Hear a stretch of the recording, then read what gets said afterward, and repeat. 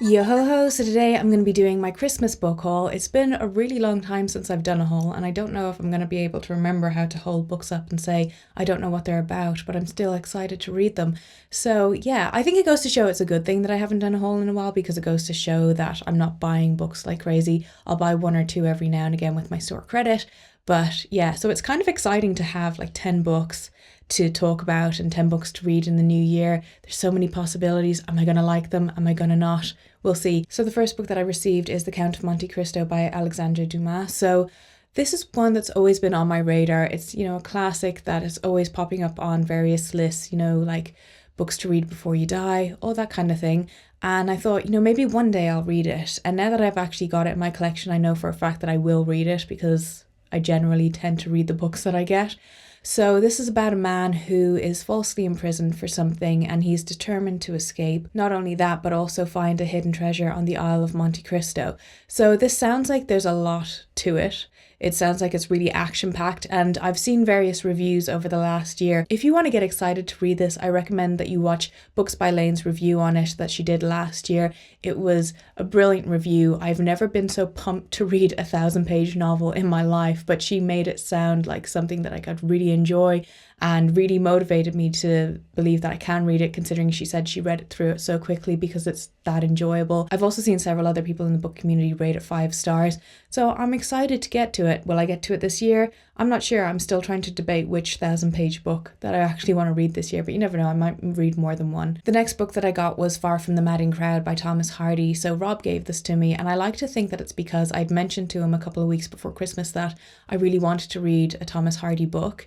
But in reality, I don't think that actually stayed in his mind because he told me that it made him think of the actor Tom Hardy and he thought that was mildly amusing. I read a few different synopsises of Thomas Hardy's novels, and this is the one that stood out to me the most as something that I would probably enjoy. Now, I gotta be honest with you, I don't do tons of research when it comes to plots of classics because, there's this thing with classics that there's no such thing as a spoiler. So it is very hard to avoid spoilers once you go looking for just a basic plot synopsis. So I basically just read the synopsis that's on the back of the book, which is something that I rarely kind of do, but have started doing for various classics because I don't want to be spoiled. So what I can gather from this is that it's about a woman who has, I don't want to say she's having an affair because I don't know that for a fact, but she seems to have 3 different men on the go and she doesn't really know which one to choose. And it leads to her being betrayed and to her having a scandal and all this kind of thing. So it just has certain words in the synopsis that jumped out at me, like betrayal, scandal. I've never read any Thomas Hardy before, but I'm always seeing him pop up quite a lot. I've seen various other booktubers rave about his works, so I'm excited to finally see what his writing is like. Next is A Christmas Carol by Charles Dickens. So I've only read one Charles Dickens short story previously, but it wasn't really anything to write home about. I actually can't even remember the title of it as I'm standing here. So I don't really include that as like, oh yeah, I've read Dickens before. So I thought I'd start small and start with A Christmas Carol. And like I said, I got this for Christmas, so I read this on Christmas Day.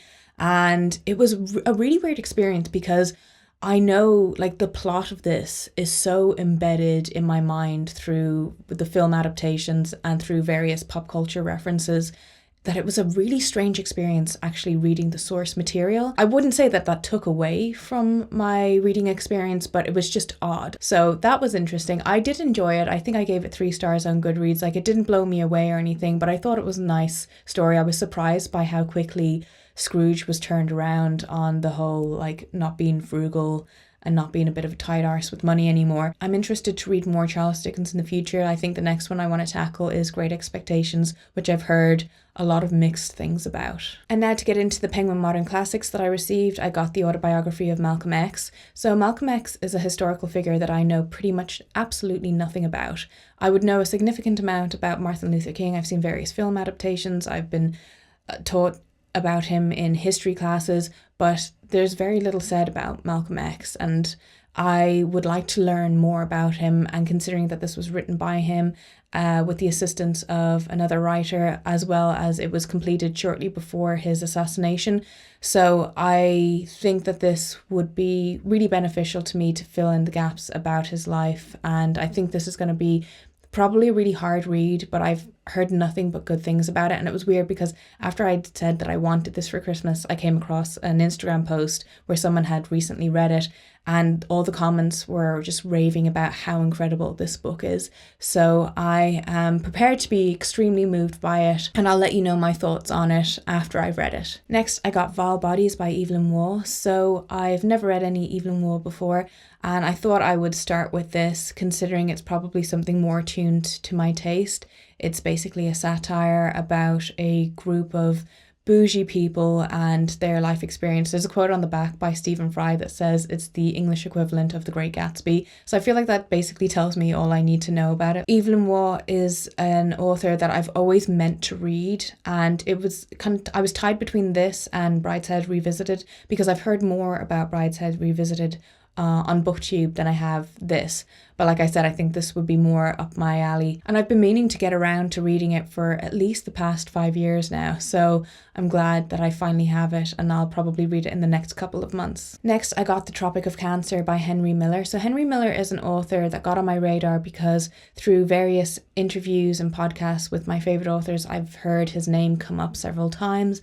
And he's someone who's inspired other authors that I really enjoy. So I thought I'd like to go back and read some original material from him. I know that this is a really challenged and banned book. It's also semi-autobiographical. Some of the account is real and some of it's completely made up. And it follows an American writer as he goes through the bohemian Paris of the 1930s and just all the things that he gets up to. So it sounds like it's going to be a bit raunchy, a bit saucy. I'm looking forward to it though, in a weird way, because like I said, he's an author that I've heard over the years, and he's an author that like I mean to read, but I always kind of forget about. So I'm glad to have at least one of his books now to see what all the fuss is about. So now we're moving out of the classics, and I got The Goldfinch by Donna Tartt. So this seems to be another book from a child's perspective. It's about a young boy who's orphaned after a horrible event happens, and he's taken in by a really wealthy family, and that's pretty much all I know.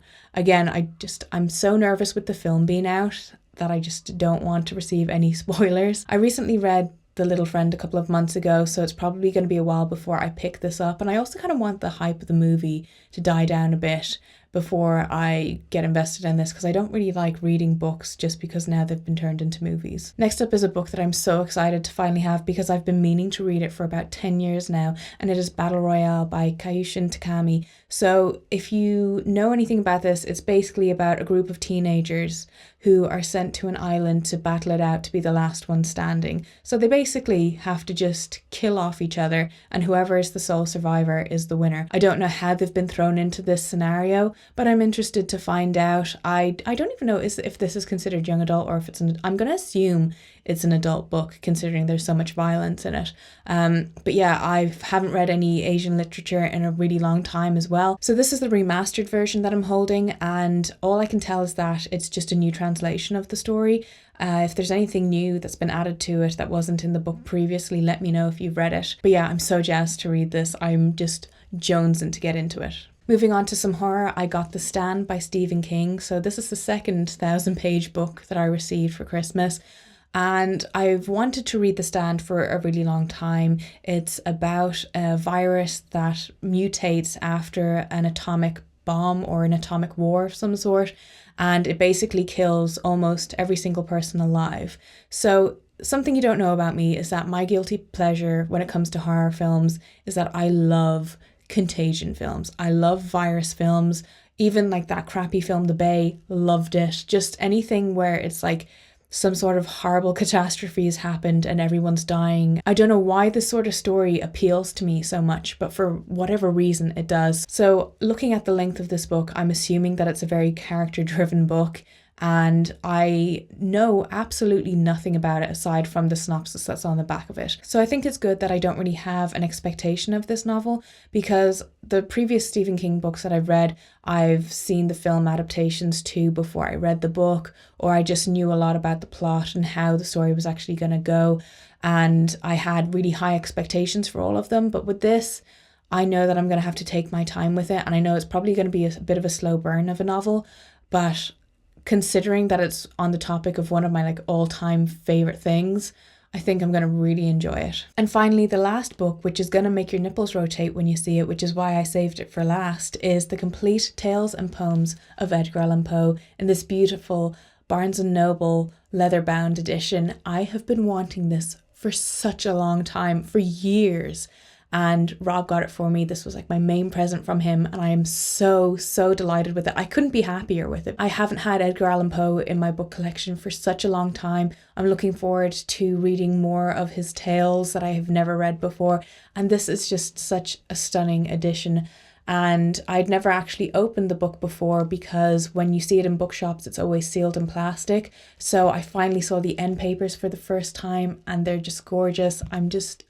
I'm thrilled. I am so delighted that Rob got this for me. It's like the best present ever. I'm absolutely over the moon with this. I'm so excited. I'm so excited for all the Halloween videos that I can do next October and bring this up and just like flaunt it about. I'm really looking forward to reading more Edgar Allan Poe. One of my goals for the next 2-3 years, my 3-year plan basically, is to read all of Edgar Allan Poe's work. So now I can finally do it. So that has been my Christmas book haul. Those are all the books that I got that I'm going to be reading in the near future that I'm super jazzed about. Let me know if you've read any of them. Let me know if you got any cool books for Christmas that you want to tell me about. And I hope you enjoyed this video, and I will talk to you soon. Goodbye.